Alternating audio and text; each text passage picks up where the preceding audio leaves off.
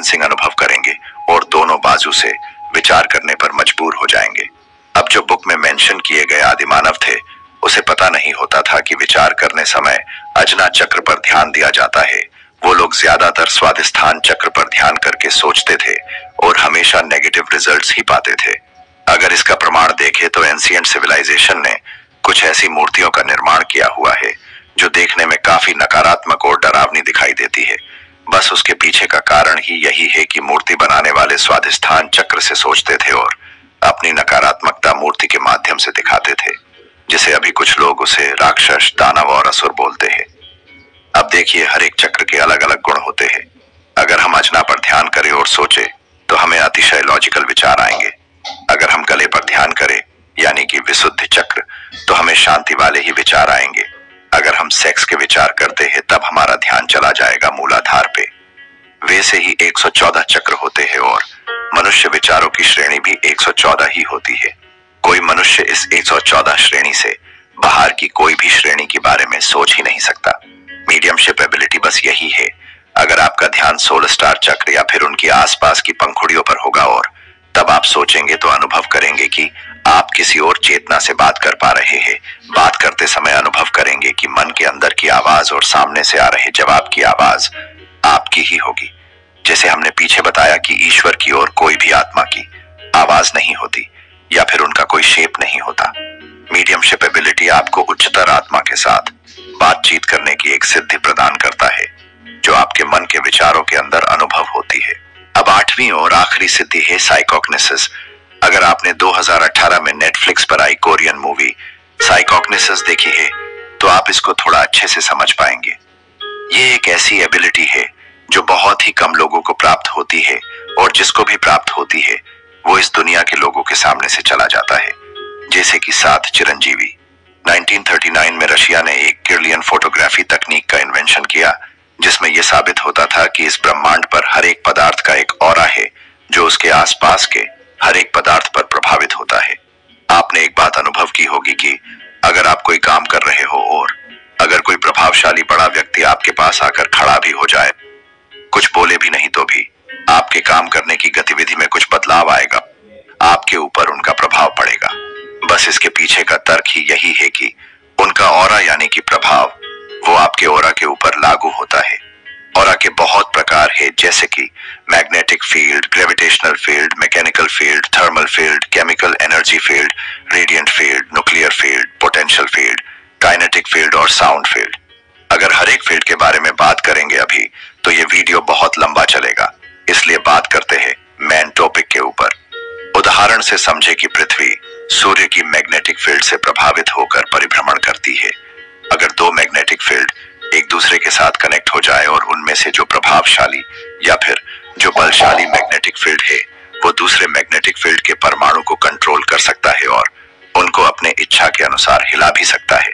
आपने हिंदू धर्म पर बनी कुछ सीरीज में देखा होगा कि उस समय के राक्षस भी बिना छुए चीजें हिला सकते थे और उसे अपने मन से कंट्रोल कर सकते थे। अगर देखा जाए तो उस समय के राक्षस भी हमारे से भी ज्यादा शक्तिशाली और सिद्धि प्राप्त करने वाले थे, पर उन्होंने अपनी शक्ति का उपयोग अपने फायदे के लिए किया, इसलिए वो राक्षस कहलाए। और कुछ लोगों ने इस सिद्धि का उपयोग अच्छे काम के लिए किया तो वो भगवान कहलाए। जैसे वेपन्स आर्मी के पास भी होती है और आतंकवादी के पास भी होती है, पर उपयोग अलग अलग होता है। तो बस इस एबिलिटी के बहुत सारे फायदे हैं, जैसे कि किसी चीज को बिना छुए कंट्रोल करना, स्पीड से ट्रैवल करना अथवा वातावरण के साथ तालमेल बनाकर सफर करना। अब ये जानते हैं कि ये सिद्धि प्राप्त कैसे होती है। पुराने समय में शिष्य गुरु के निर्देश के अनुसार इसे प्रयोग करते थे और हम भी वही सजेस्ट करना चाहेंगे कि ये सिद्धि जितनी सुनने में अच्छी लगती है उतनी ही कीमत चुकानी पड़ती है इसे प्राप्त करने में। तो कृपया गुरु के निर्देश के बिना इसे अप्लाई न करें। सबसे पहले शिष्य एक मेडिटेशन मुद्रा में बैठता है। उसके चारों बाजू एक गुरु और 4 अनुयायी होते हैं जो ध्यान के दौरान मंत्र उच्चारण और इष्ट देव श्लोक उच्चार करने का काम करते हैं। इसके पीछे का कारण बस यही है कि उदाहरण के तौर पर समझे तो अगर हम किसी गहरे समुद्र में डुबकी मारते हैं और अगर हम बहुत ही गहरे अंदर जाए तो वापस आने के लिए एक रस्सी को बांधना बहुत जरूरी होता है, जो रस्सी ऊपरी सपाटी पर चल रही बोट के पास हो, कि जब भी कोई ऐसी इमरजेंसी सिचुएशन आ पड़े तो वो रस्सी की मदद से हम समुद्र में से बाहर निकल सके और अपने प्राण को बचा सके। शिष्य अपने साधारण ध्यान की मुद्रा में बैठकर ध्यान की स्थिति में दाखिल होता है। दाखिल होने के बाद वो अपने मूलाधार चक्र पर ध्यान करेगा और मूलाधार चक्र को जागृत करने का मंत्र भी उच्चार करेगा। साथ साथ जो आसपास गुरु और अनुयायी बैठे हैं वो गुरु के निर्देश के मुताबिक मंत्र के उच्चार करेंगे, जैसे कि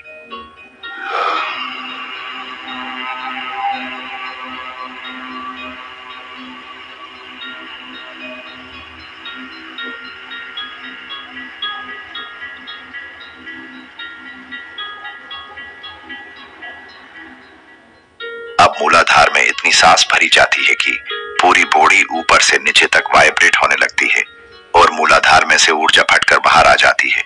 इसे कुछ उदाहरण से समझे तो समझे कि कोई गुब्बारा है, उस गुब्बारे के अंदर हवा भरी हुई है। अगर उसमें से हवा बाहर निकालनी हो तो दो रास्ते हैं। एक तो उसे कोई नुकीली चीज लगाकर फोड़ दो या फिर उसमें और ज्यादा हवा भरो। इतनी हवा भरो कि गुब्बारा फट जाए और अंदर की सब हवा को बाहर फेंक दे। बस कुछ ऐसा ही होता है मूलाधार चक्र में।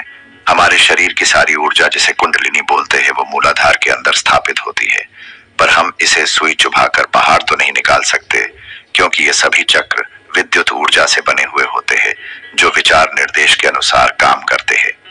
तो इसलिए हमें इसके अंदर इतनी हवा भरनी पड़ती है कि उसकी क्षमता ही पूरी हो जाए उसे स्टोर करने की और गुब्बारे की तरह सब ऊर्जा बाहर निकल जाए।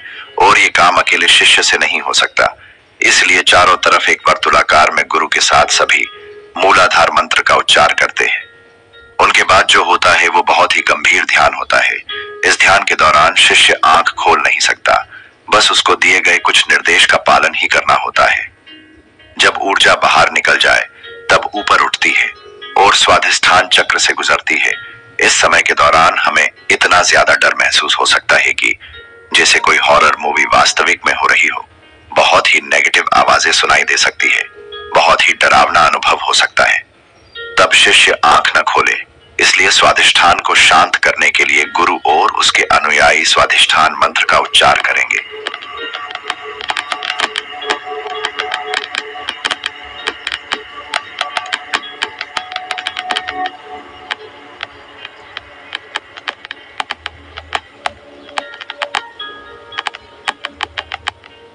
पतंजलि योग सूत्र के अनुसार अगर स्वाधिष्ठान की ऊर्जा को नियंत्रित करना है तो उस ऊर्जा को स्वीकार करे और दिल में एक प्यार ज्योति जगाए और उसे प्यार से देखे।